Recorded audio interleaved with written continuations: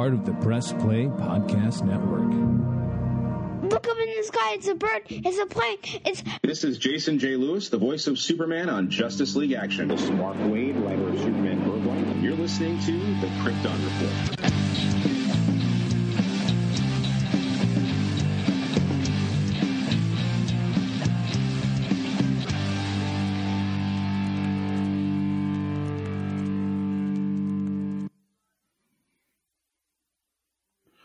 It's that time again.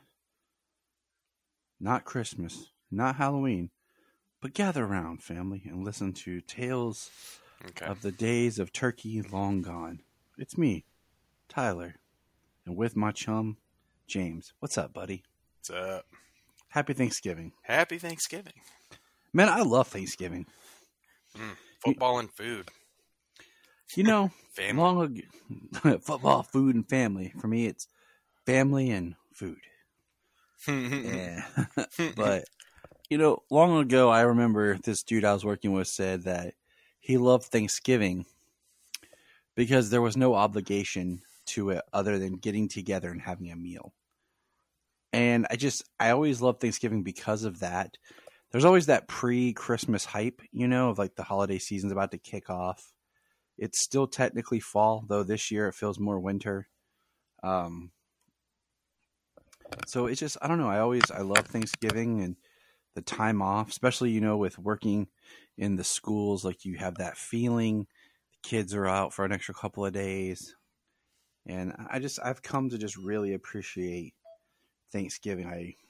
I miss cooking Thanksgiving with my wife. Maybe we'll do it next year. This year's my mother-in-law's turn.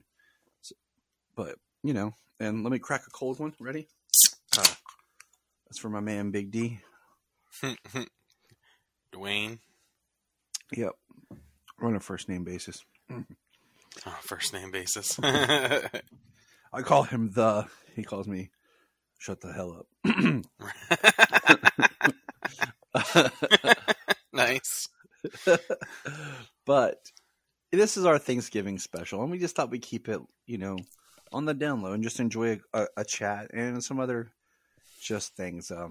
Yeah, the one where James chases underdog and Tyler puts a turkey on his head. Just a little behind the scenes thing is when I name the episodes, I usually incorporate something what we're going to talk about, but I name them the way episodes were named on the TV show Friends, where it's like the one where Yeah, the one where Rachel finds out. Something like that. So I started doing that because it helped me keep track of things, and I always try to come with creative titles just to make James chuckle. Yeah, sometimes I can't read them out loud, but this was a good one. Combining two different episodes of Friends. Thanksgiving episodes of Friends. Which, you know, usually every year on Thanksgiving, usually it's either the night before or the after we eat, I will watch most all of the Thanksgiving episodes of Friends. There's a couple that are but for the most part, Friends always had a Thanksgiving episode, and those were like a big deal. And then the other show I like to watch Thanksgiving is there's 3 episodes of That 70s Show that has Thanksgiving episodes. And they just put that back on Peacock. So Janine and I have been just kind of enjoying revisiting that show because I was excited because I remember they used to have marathons of That 70s Show Thanksgiving. That's funny. FX. We have been watching That 70s Show as well. It's also on me Peacock. ramping up. It's also me ramping up for That 90s Show. And yeah. Janine was like, "Oh, that 90 is that?" She goes, "Oh, is that Eric and Donna as parents?" I said, "Sorta," but I was like, "It's even better." She's like, "What?" I'm like, "It's Eric and Donna's daughter being dropped off to live with Red and Kitty for the summer." I'm like, and I love the character of Red. Oh yeah, Red and Kitty are phenomenal. They're great parents. Yeah,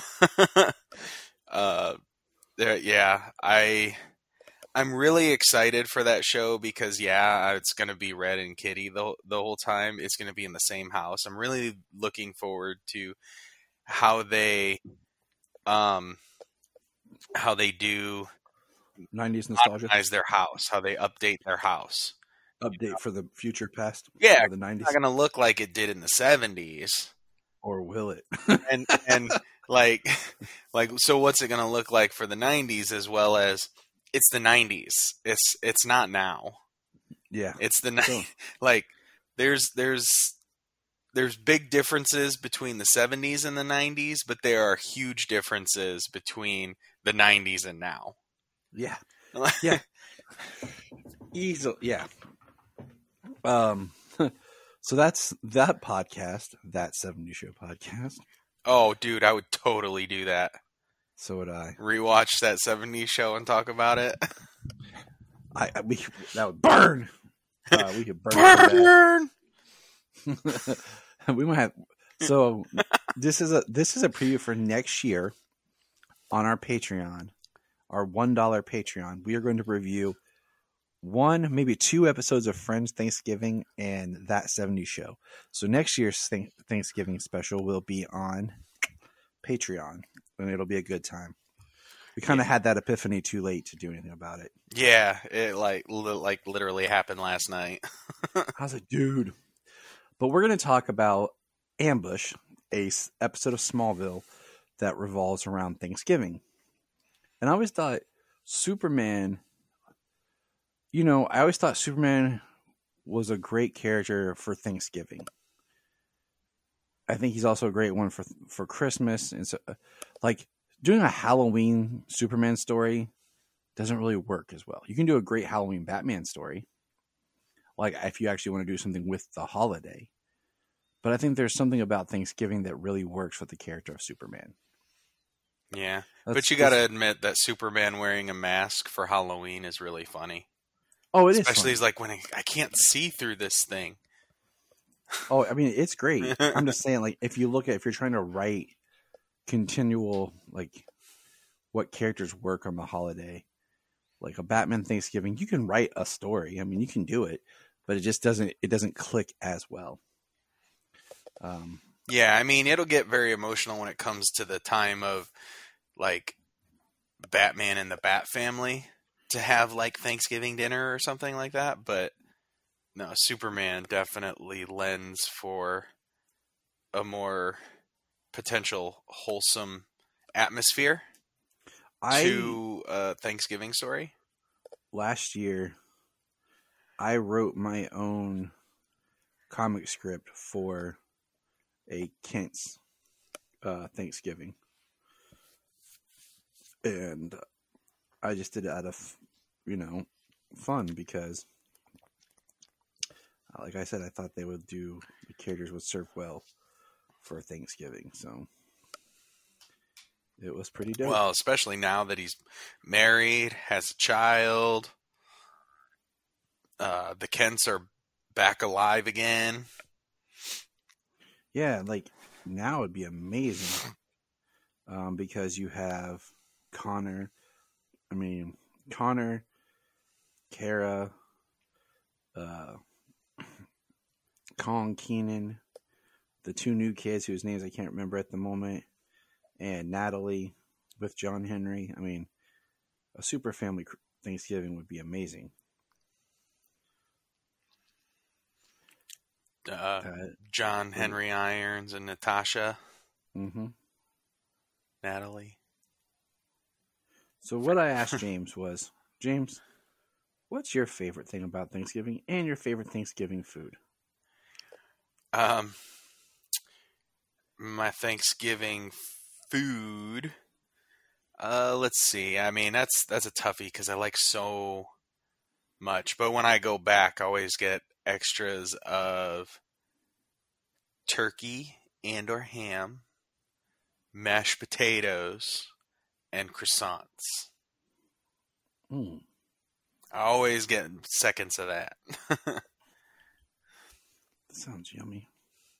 But, my first plate, I got a bowl of salad. I've got my veggies there, too. So,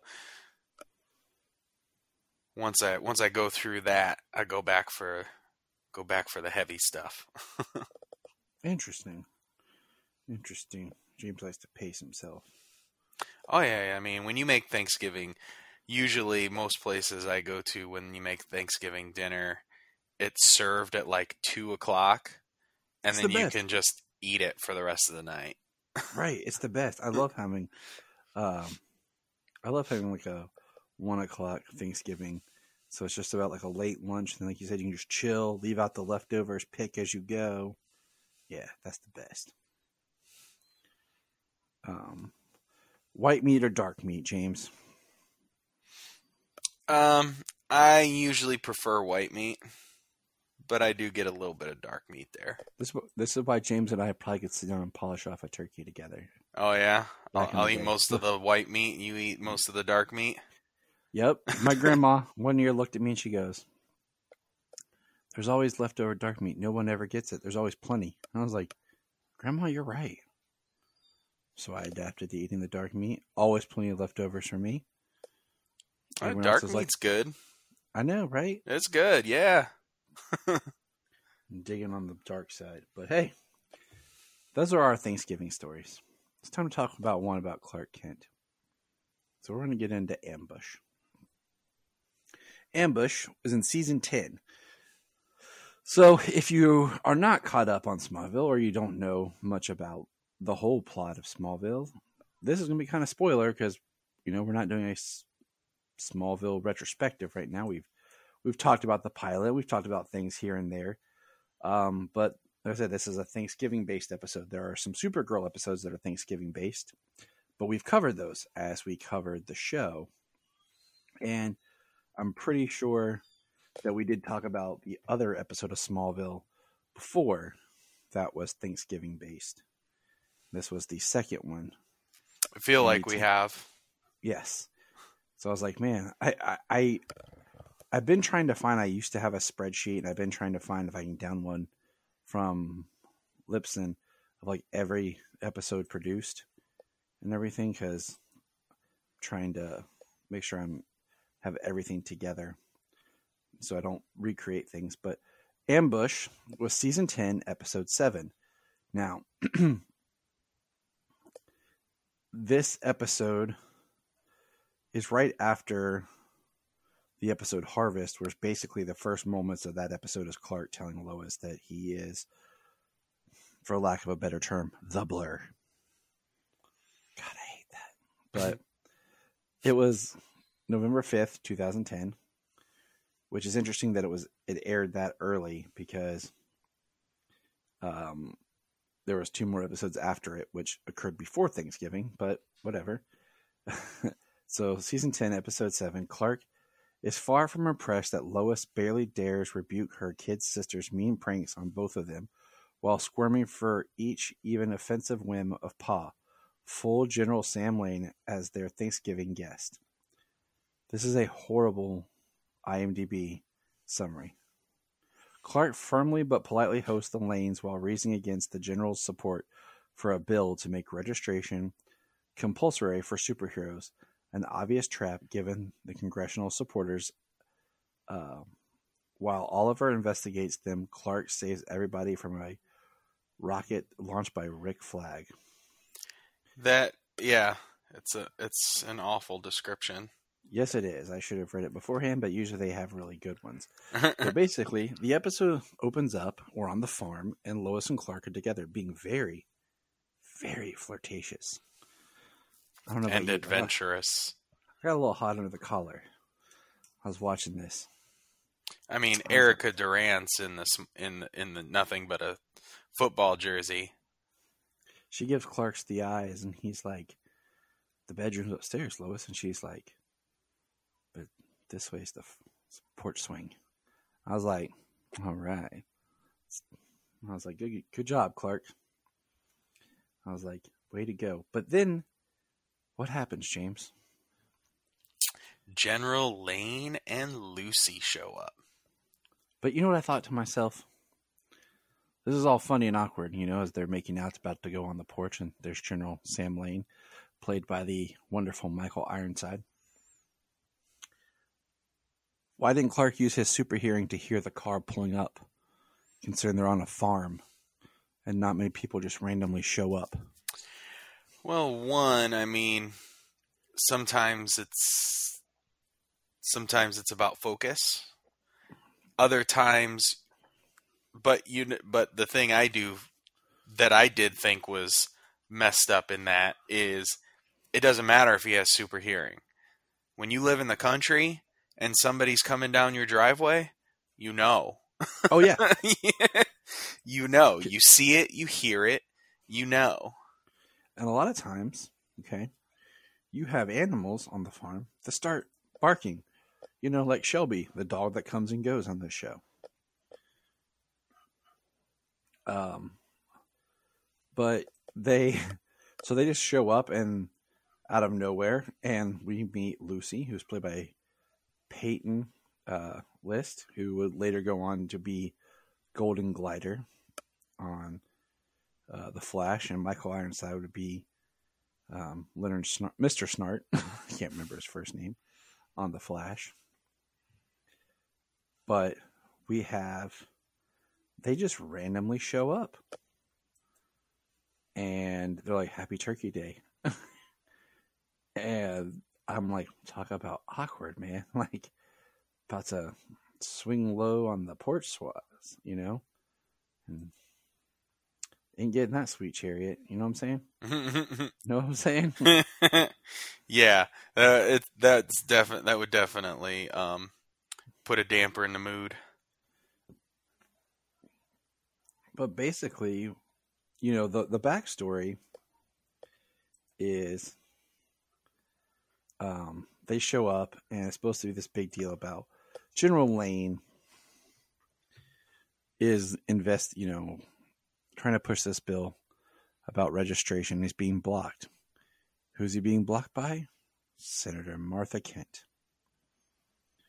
And, you know, he looks down on Clark.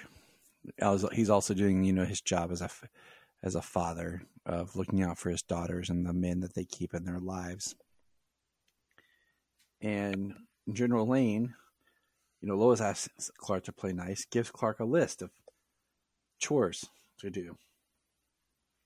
And here, I will read you the list, James. I was going to say, it's like 20 strenuous chores.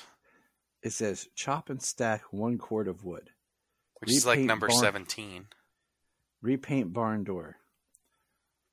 Rotate tires on truck. Clean stables. Fresh gravel on driveway. Put up storm windows. Clean gutters. Scrub pantry. Iron all linen. Wash windows. Till garden. Fix gate. Re-roof chicken coop. Grease windmill. Stack hay in barn. Paint silo. Scrub bathroom tile with toothbrush. Recaulk shower. Fix weather vane. Which, ironically, Clark accomplishes all the chores, and Sam says no one person could have done all this. Clark's like, well, I did it.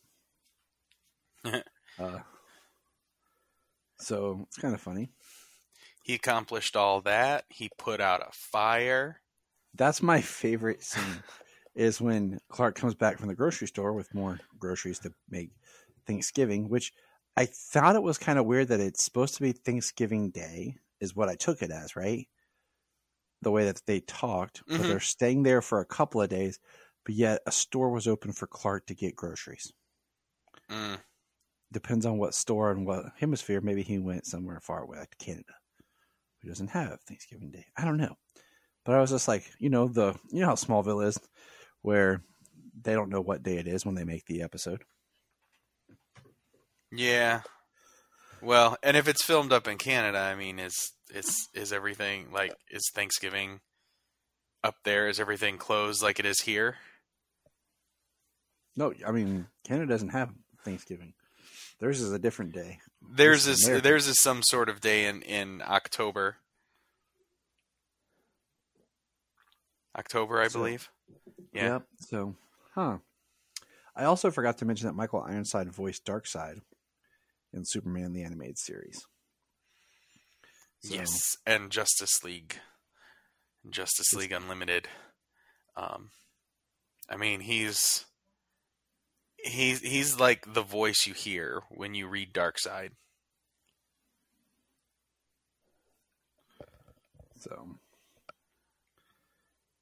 You know, I mean, when it comes to like reading the Joker, it's Mark Hamill. When it comes to reading Batman, it's Kevin Conroy. When it comes to reading Darkseid, it's Michael Ironside. true. So I do find this funny. Okay, go with me on this. There's a line that Sam says to Clark about putting all of Lois's boyfriends through the ringer, through the tests. And I got thinking to myself, Lois dated like Aquaman for a bit. She dated Grant Gabriel. She dated Oliver Queen. Where was General Lane then? Right. Well, certainly the boyfriends that grew up in or that they were from when they were growing up, you know, when the dad was around more, when, you know, Lois wasn't outliving her life. And I'm sure if there were any holidays that would have had family get-togethers, like she dated Arthur for like a day and a half. Mm-hmm. You know, I thought she dated Oliver for like a month and a half.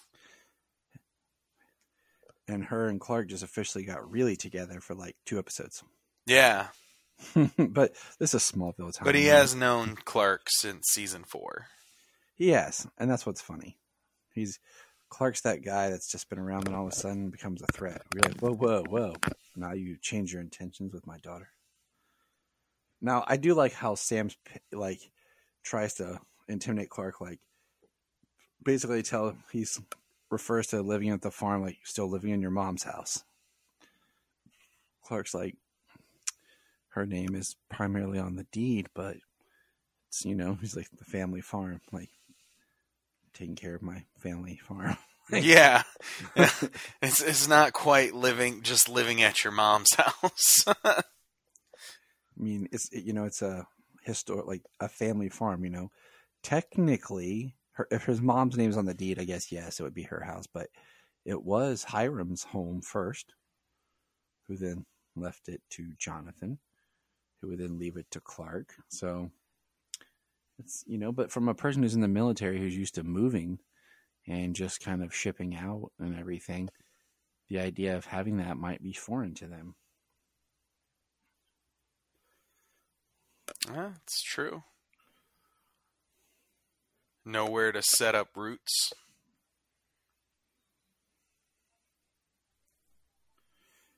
So we meet Rick Flag in this episode. Well, we don't meet him, but for a discussion point, Rick Flag's in this episode. And this isn't the fun-loving, really true blue soldier good guy that Joel Kinnaman was. This is like dirty, underhanded Flag.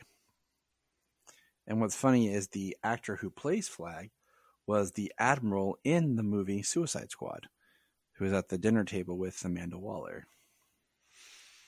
Yes, sir, he was. And he was also... who was he? In an earlier season of Smallville. This is his second role in Smallville. I really hate when they do that. Yeah. Like, they started doing that in Supernatural. I'm like, did all the actors in Canada run out? Right? Like, aren't there younger, up-and-coming ones? I'm like, did you really just burn through every actor that you could? I mean, when you're on a show for 10 and 15 years, I mean, it's possible you reuse actors for certain stuff. Because I mean, the guy who played the Doctor and the cage fighter MC in the Titan episode, Mm-hmm. he played 2 different roles on Smallville. Yep. I mean, it's just as an example, there are a number of them. Oh, there are.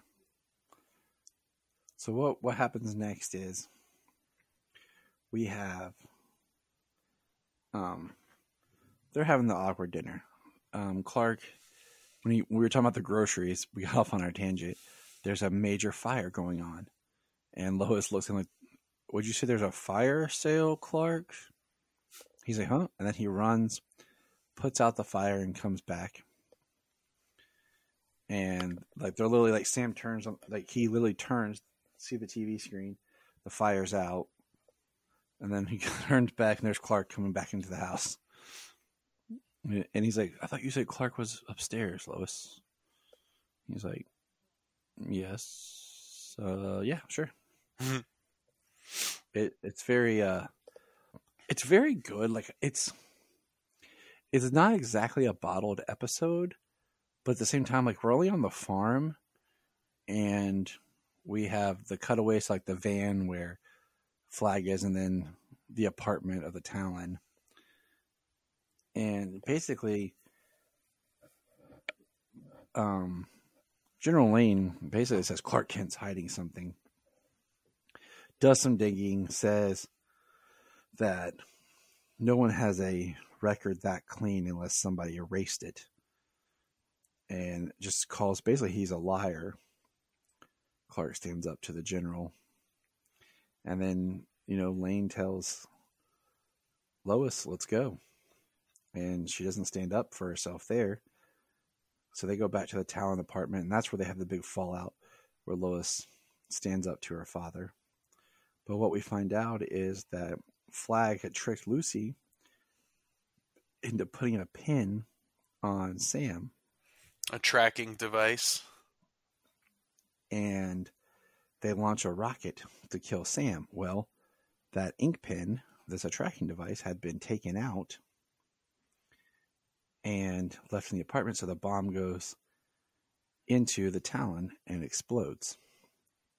Now, rewind a beat. Oliver, the Green Arrow, and Tess are at Watchtower. And this is after Chloe has left, and Oliver comes back, and we find out that the Suicide Squad by Flag have left subdermal tattoos on Clark and Oliver. And that leads them to deducing certain things. And Clark goes to Watchtower, and he wears the jacket, the beautiful jacket that should get more credit.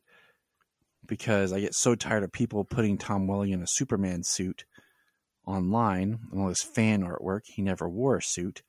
Use the red jacket.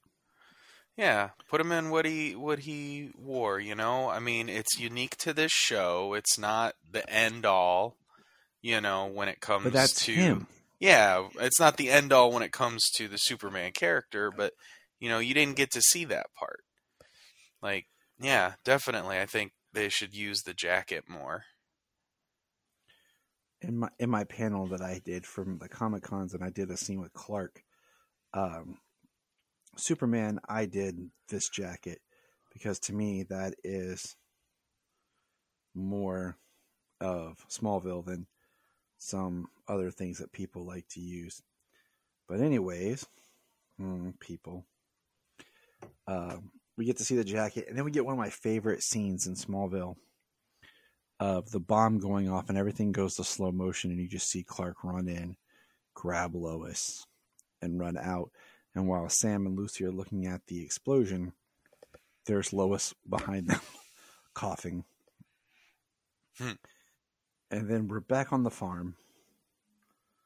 After Clark, Big Blue Boy Scout, and that's my Superman movie, by the way. Big Blue Boy Scout, better than the Blur.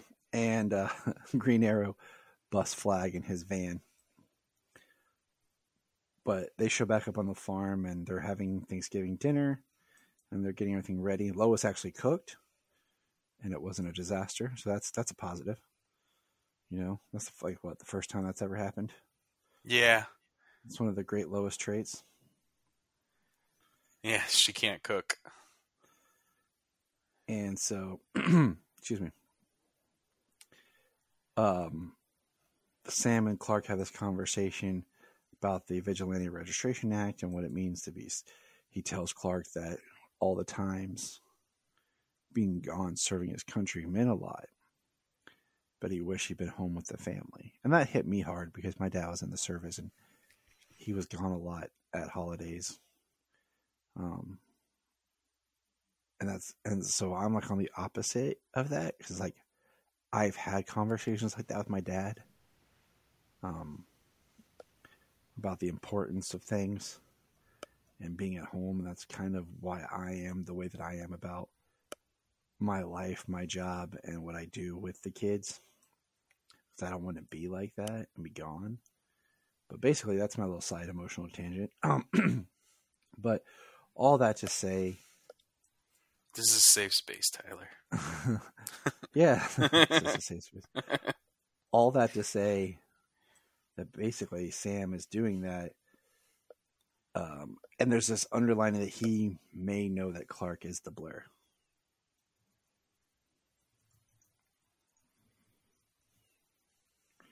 And how did you take that conversation? Which conversation? In the barn where he's talking to Clark. Oh, you know? Yeah. I mean, I think it can kind of be hinted that way.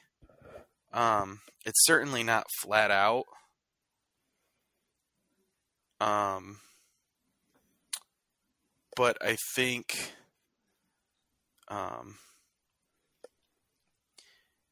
I do like how Michael Ironside pulls back, you know, like he's real hard against Clark. He's real hard against, the vigilantes with the Vigilante Registration Act, and especially the Blur. Mm-hmm. But he does. I always liked how he was like, you know, he still says like all of them aren't the Blur, but they don't have the honor code that the Blur has. Yeah.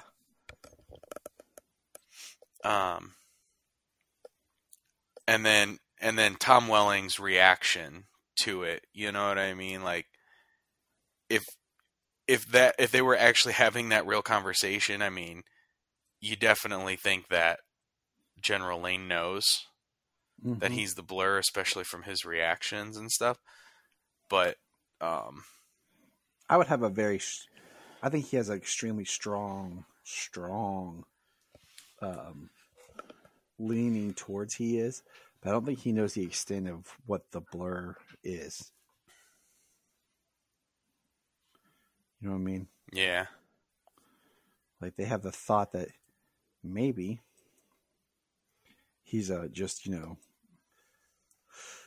metahuman, but they don't know that he's actually. Well, I mean, they don't know he's an alien or anything. So, yeah. But, and then they also, you know, they're eating, and it ends happy, and it's just a really, really good Thanksgiving time. And I really like it, but, you know, at the same time, like we were joking, like, it'd been really cool to do an episode like this where if General Lane had shown up, and kind of like the one where Michael McKean and Martha show up and everything, just and surprise them.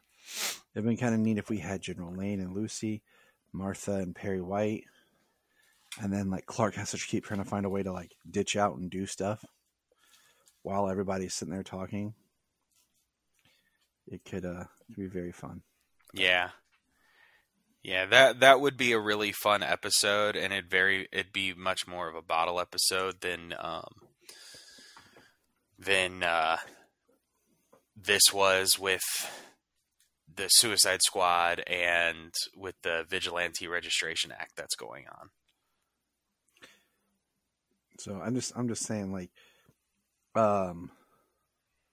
it would have been like almost like a stage play. Kind of could have been fun of like just trying to have Thanksgiving dinner. I think would be a fun story. But that is the second Smallville Thanksgiving episode, and it's kind of just in the background, but it's still about family. This is why on Peacock, James's icon is Vin Diesel. It's all about family.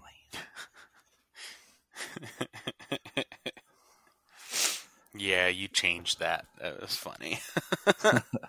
At first, when I turned it on and I saw it, I was like, "Wait, hold on." And I looked. I had to go back out, and I was like, "Okay, this is Tyler switched it." This is my profile. Tyler changed it. I was like, Halloween's over, dude. Back to family time. Right. But from our families here at Krypton Report, happy Thanksgiving. If it's also Thanksgiving is also a cool holiday because it's not a religious holiday. It's just a time to pause and be thankful for everything you have. And just looking back on the good, even through trials and whatever you've suffered in the past year or so, look for the good. And that's what Thanksgiving is about, is being grateful. So I'm grateful for my family, my friends. I'm grateful to have the opportunity to just chat with James about comics, movies, super stuff. I was going to say, what are you most thankful for Superman wise this year? Yes, that was the other question. Henry Cavill's cameo in Black Adam. I was going to say the same thing. When it comes to Superman, I mean, I think that's kind of like the biggest answer you'd get this year. Which, when it comes to that, you see all those. Did you see the James Gunn, before we leave here? Did you see the James Gunn comment on one of those? I love it. On one of those. Dude. Oh, you sent a screenshot of that, didn't you? I think so. Yeah.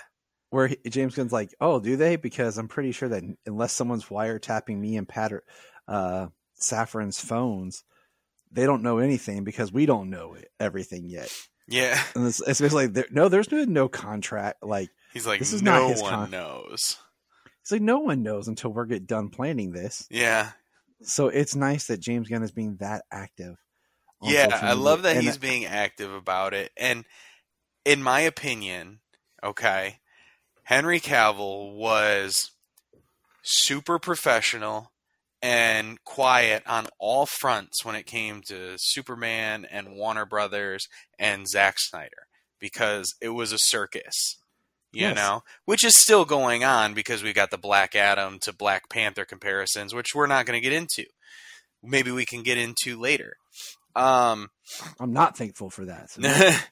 But as professional as he was, everything that he did, right? And then he comes in, he does the cameo, and then he goes to Instagram to say, "I'm back." So for all the years that this man was being super professional about the Superman and everything else, he's going to come to Instagram, say he's back, and not actually have a signed contract for at least one freaking picture. All these people who are posting like Henry Cavill's contract is not done, he was only contracted for a cameo, blah, blah, blah, blah, blah. I think that's just stupid and clickbait. As professional as he was for years. Oh, yeah. And then he comes out and says that, puts it on Instagram saying, I wanted to wait, but I'm back. Like, no. Henry Cavill has a contract. It's just stupid to think otherwise.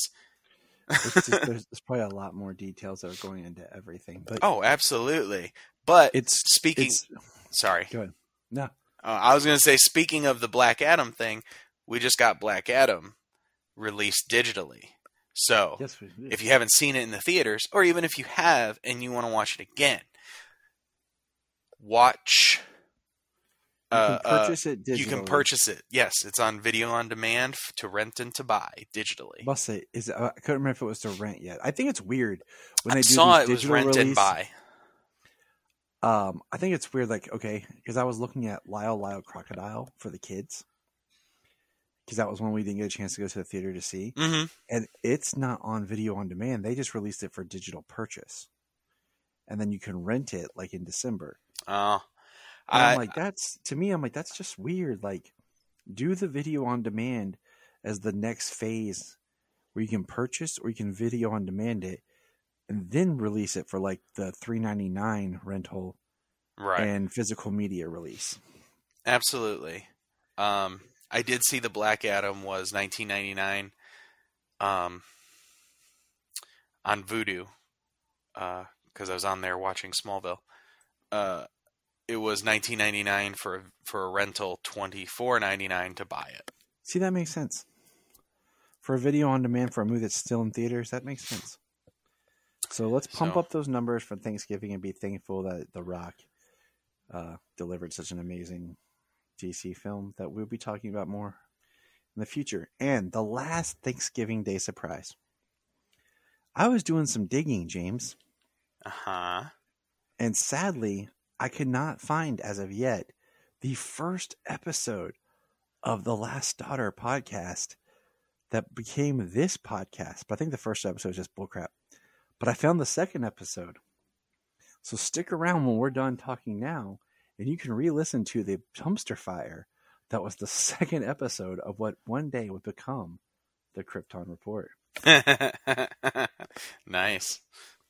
And the last thing we have, this is our special here. This is from Thanksgiving to Christmas. Till Christmas. We will be giving away a digital copy of The Batman as to say thanks from us to you.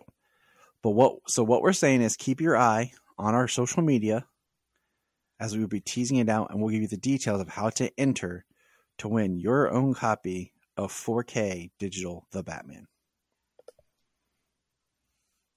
So from James and myself, happy Thanksgiving. Happy Thanksgiving. We're going to press pause and hear a few words from our other podcasts on Press Play Podcast Network. Hello, Brooks here with the Books with Brooks monthly book club podcast. Here's how Books with Brooks works. We read one book a month, and then we talk about it. Classics like Stephen King's The Shining, debut novels like We Are the Brennans by Tracy Lang, and tons of other compelling, life-changing stories, one book and 1 month at a time. So come read along with us, and then listen in. If you are like Tyler and James and can't get enough super talk, check out these other podcasts. Digging for Kryptonite, Supergirl Radio, The Last Sons of Krypton, the Superboy Legacy Podcast, All-Star Superfans, Superman the Animated Podcast, The Aspiring Kryptonians, Always Hold On to Smallville, The Geek of Steel, and Truth, Justice, and Hope. Remember to check out Krypton Report on all social media platforms. Go to linktree.com/Krypton Report. You find all of our information. $1 a month. You'll get extra special content that you don't get on the main show, like movie commentaries and whatever else comes out of our mouths. So check it out, patreon.com/Krypton Report. This is Dan Jurgens, and if you want to have a good time, keep listening to the Krypton Report.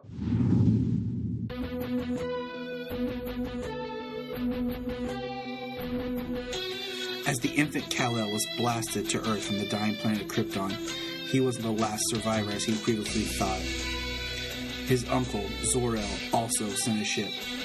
Within that ship was his daughter, Kara Zor-El, who Earth would know as Supergirl. Welcome to The Last Daughter of Krypton, the Supergirl podcast for the upcoming CBS series Supergirl, and also for the proposed Sci-Fi Channel series Krypton. Welcome to the Southgate Media presentation.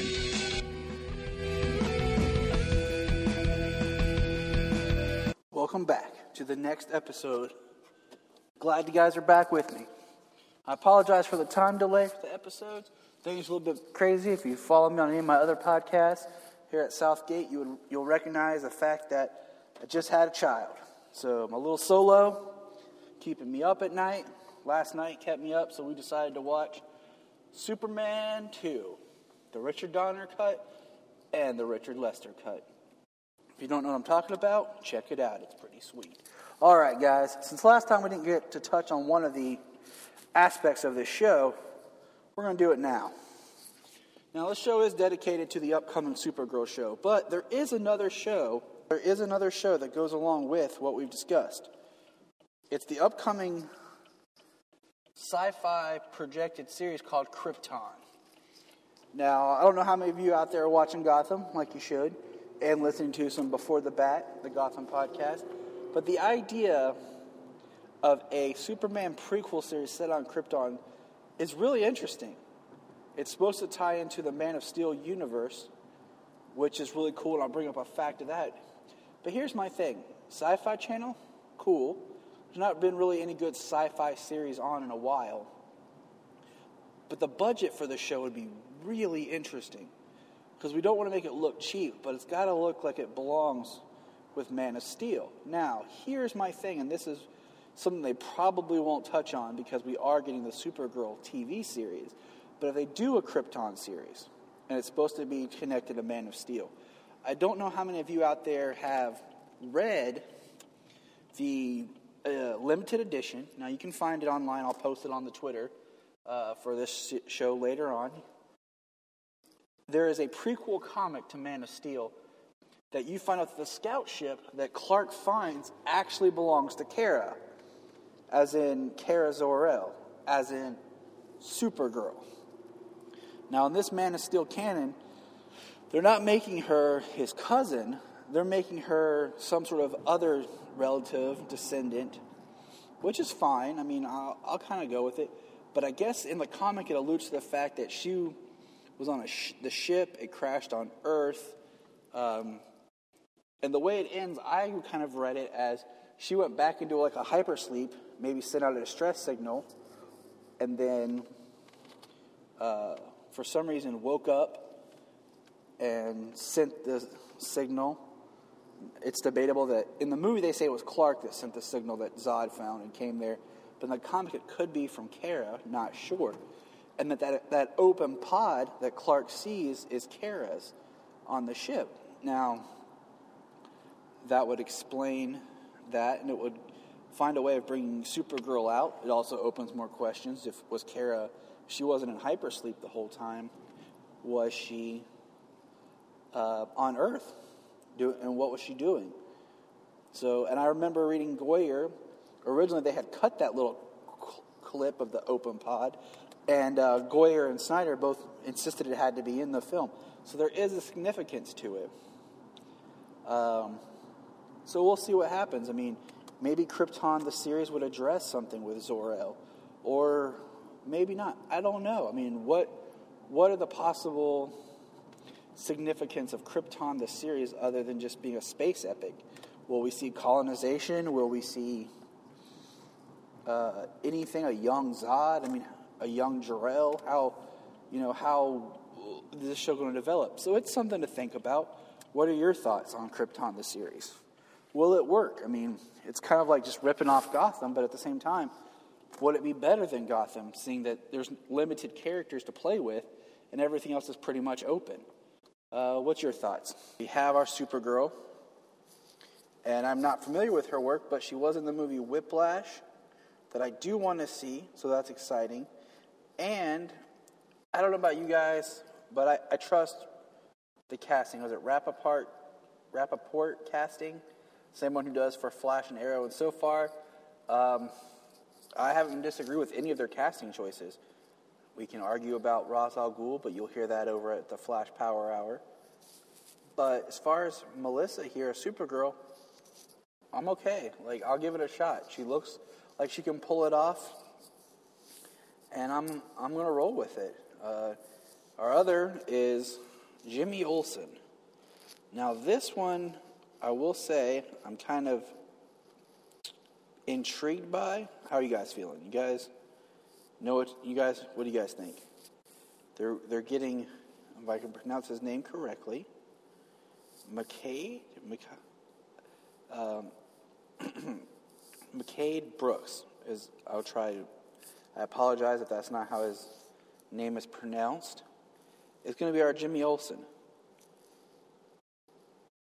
I'm okay with it. I'll give him a chance. I just don't want to see Jimmy Olsen, this more lovable, slightly off geeky kind of guy, Spunky, turn into like the jock man. I don't want to see him lose the essence of the character. McCade was on True Blood, if anyone watched that show. Was it season 2, I think, where he played Eggs, Benedict, Eggs. But I'm okay. I'll let it go. Let's see here. As for I don't know. I want the show to be good, and I want the casting to be done well. I know that they talked about the villain for the pilot is going to be the character of Lumberjack. This is definitely a character I am not familiar with all my vast knowledge of the DCU. I'm not certain of this Lumberjack character, but it's a villain that we haven't seen appear in any of the other DC shows, so that's a positive.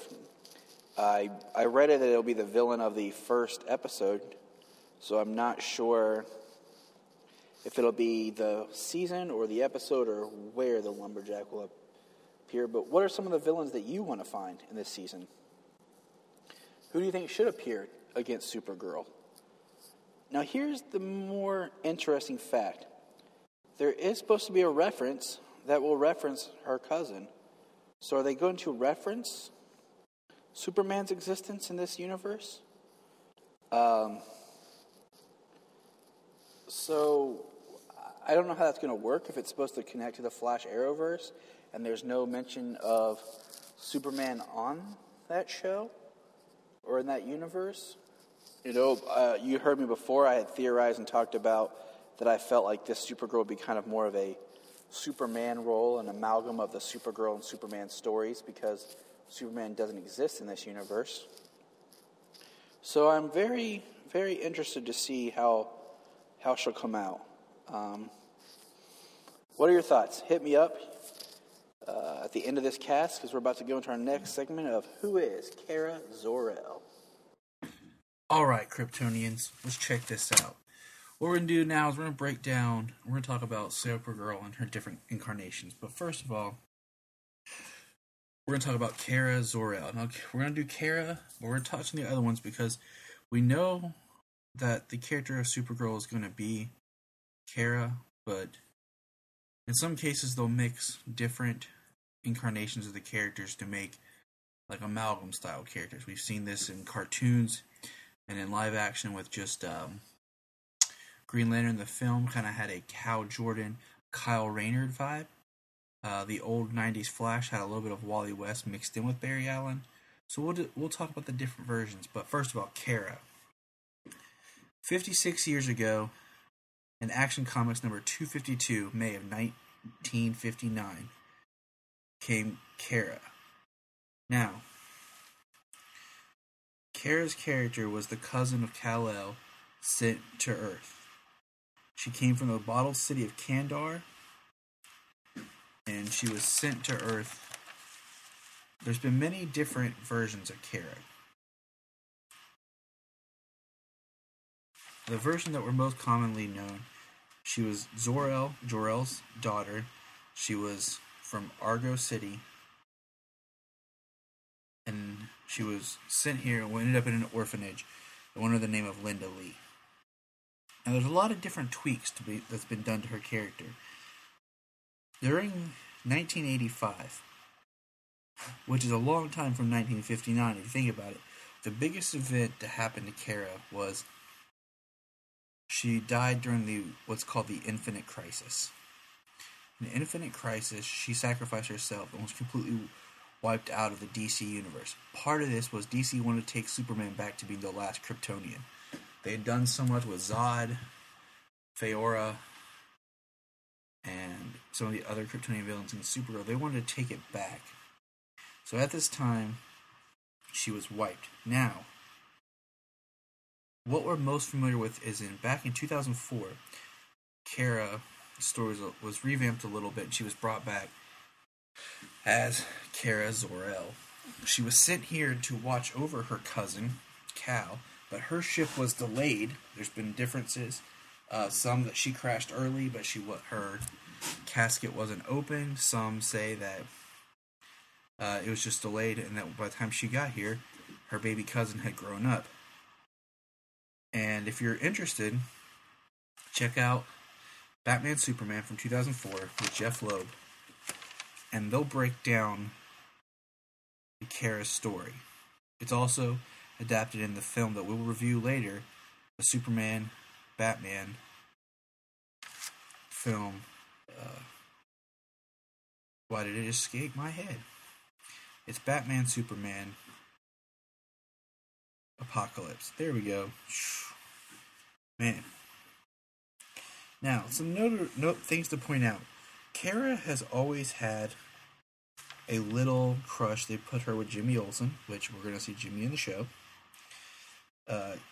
Kara did not exist during the death of Superman, which is a big deal if you think about it.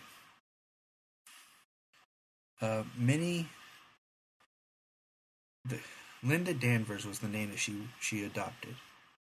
Okay, that after the Linda Lee, because there later is a character that we'll talk a little bit about, maybe called Linda Lee Danvers, who takes on Supergirl's mantle. But I don't think we will because it's really confusing.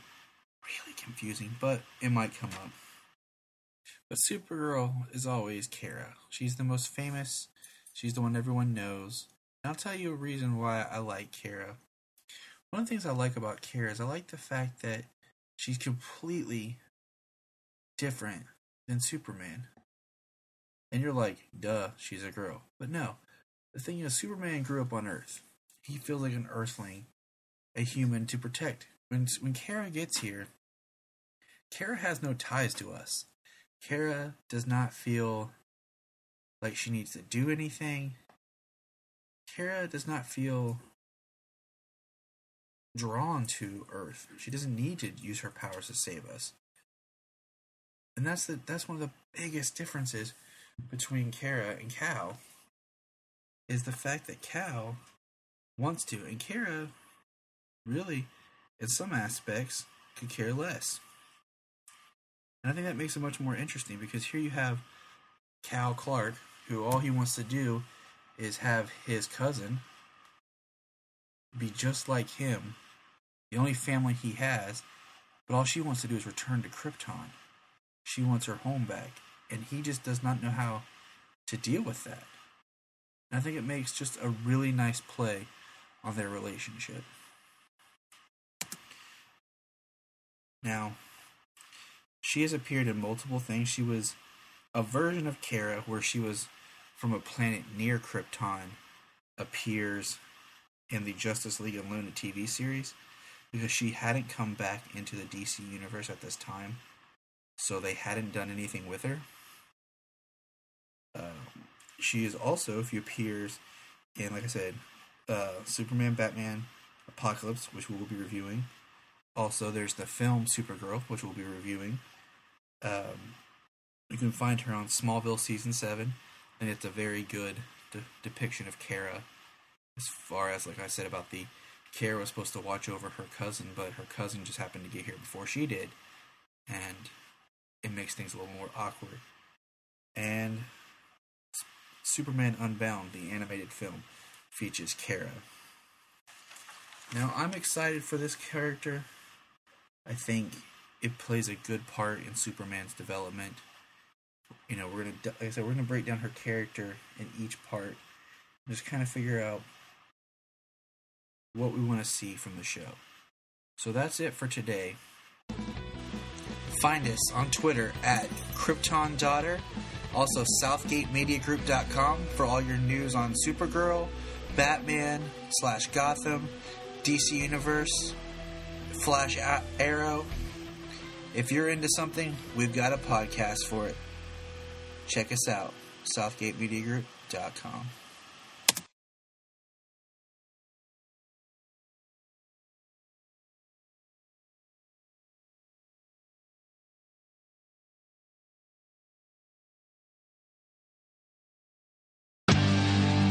Look up in the sky. just want to say, if you've enjoyed this podcast, please check out other podcasts on the Press Play Podcast Network.